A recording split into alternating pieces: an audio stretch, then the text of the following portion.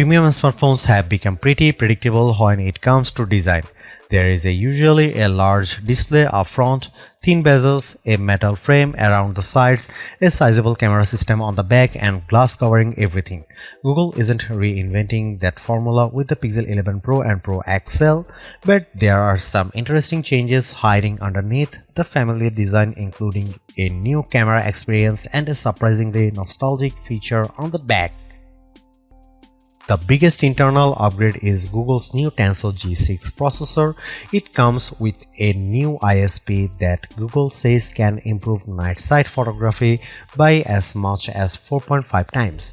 The company also claims 20% better power efficiency, 25% faster web browsing, and uploading that's up to 15% faster.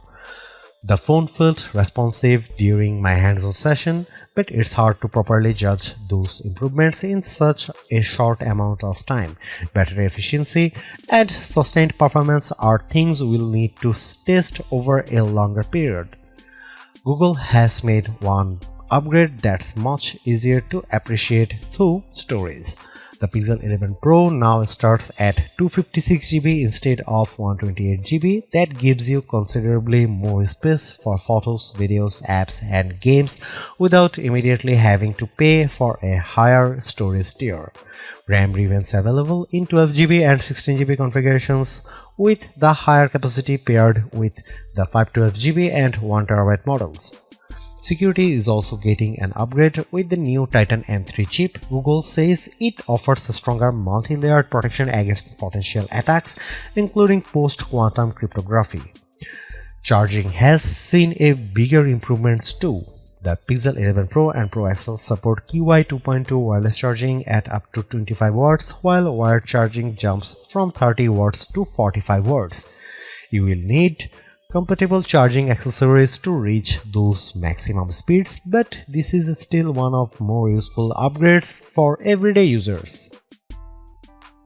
The camera system is probably the biggest reason to be interested in the Pixel 11 Pro. Google is keeping the 48MP ultra-wide, but the main camera has moved a new 50MP sensor, while the 5x telephoto gets a new 48MP sensor as well.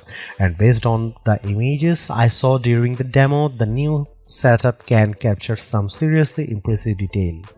Things like hair looked noticeably sharper, suggesting Google's new ISP is doing a lot of work behind the scenes. Then there is a magic capture. Google has added a dedicated button inside the camera app that lets the AI take over the process of choosing the best moments. Instead of worrying about hitting the shutter at exactly the right time, you simply activate Magic Capture and let the phone analyze when you are recording. When the scene ends or the video reaches its 2-minute limit, the Pixel automatically selects several of the most interesting images and one clip that it believes best captures the overall moment. Google says it analyzes roughly 400 frames before making those choices. During the demo, I saw it work with dancers and it did a good job identifying interesting poses and expressions. It's a feature that could be particularly useful for unpredictable subjects where you don't want to miss the moment. If you prefer to control the look of your photos yourself, Google has also added camera looks. These are customizable profiles that can be applied manually or set as your default. You have got shadows for more contrast, vanilla for more warmer and softer tones, and editorial for a more polished magazine style appearances. Google is also trying to make the Pixel 11 Pro more useful for people who create video content. The new Creator Suite includes several tools aimed at bloggers and influencers, starting with a built-in teleprompter.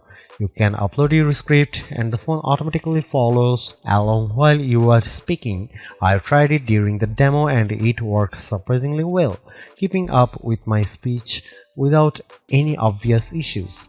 There is also a new folder system that makes it easier to group related clips together. Once you have got your footage organized, a new storyboard tool can help you arrange clips and move B-roll around to build the final sequence.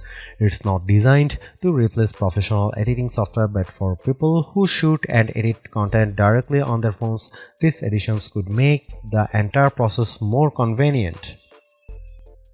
Google's Super Res Zoom is getting an impressive upgrade as well.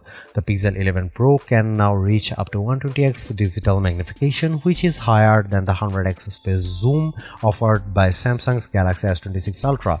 At that level, keeping the phone steady is obviously difficult, and getting your subject properly framed can be a challenge. But Google's demo was convincing. A tiny Android figure was placed on top of a wall more than 50 feet away, around 2 rooms from the phone. The figure looked blurry in the viewfinder, but after the Pixel finished processing the shot, the final image came out surprisingly sharp. So 120x isn't going to make every distant subject look perfect, but Google's AI processing can clearly do more than I expected with a very challenging shot. My early impression of the Pixel 11 Pro and Pro XL is that Google is taking a pretty conservative approach to the design while making some much bigger changes to the camera and software experience.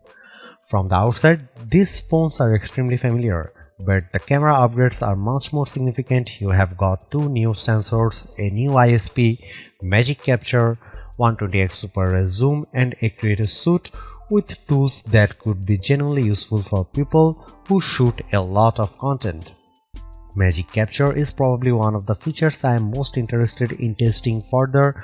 Letting the phone analyze hundreds of frames and automatically pick the best moments could make a real difference when you are trying to capture unpredictable action. HiLight is another feature I like, even though its launch functionality feels limited. There is a lot of potential there if Google eventually adds support for more types of notifications, especially messages. The more straightforward upgrades are also welcome. Base storage is now 256GB, wired charging has increased to 45 watts, and QI 2.2 wireless charging can reach 25 watts. The catch is the price. The Pixel 11 Pro starts at $1,099 and the Pixel 11 Pro XL at $1,299, both representing a $100 increase over their predecessors. So the real question is whether the new camera system, AI features, and other improvements are enough to make the higher price worthwhile. Based on this first hands-on experience, the Pixel 11 Pro may look familiar, but Google has packed plenty of new technology into that familiar design. The Pixel 11 Pro and Pro XL are available for pre-order now, with sales officially beginning August 20.